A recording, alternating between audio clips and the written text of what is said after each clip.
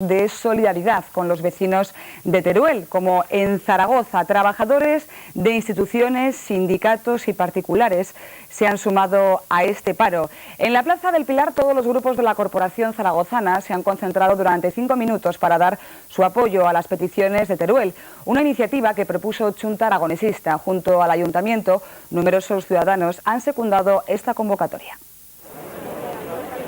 Zaragoza ha querido ser también un poco Teruel.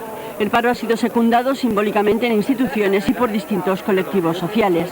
En la Plaza del Pilar, los concejales del Ayuntamiento de Zaragoza han mostrado su solidaridad con las reivindicaciones teruelenses.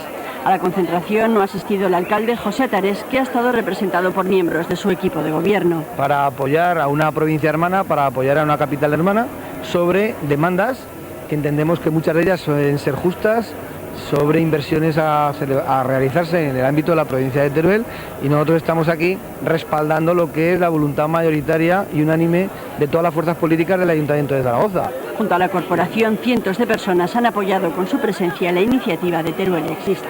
Yo soy de Teruel y no puedo por menos que venir aquí, por lo menos a dar la cara. Es justo, entonces estamos aquí apoyando. Aragón existe y Teruel en concreto pues tiene que reivindicar y entre todos ayudar. La concentración se repetirá esta tarde a las 5 en Zaragoza y Huesca.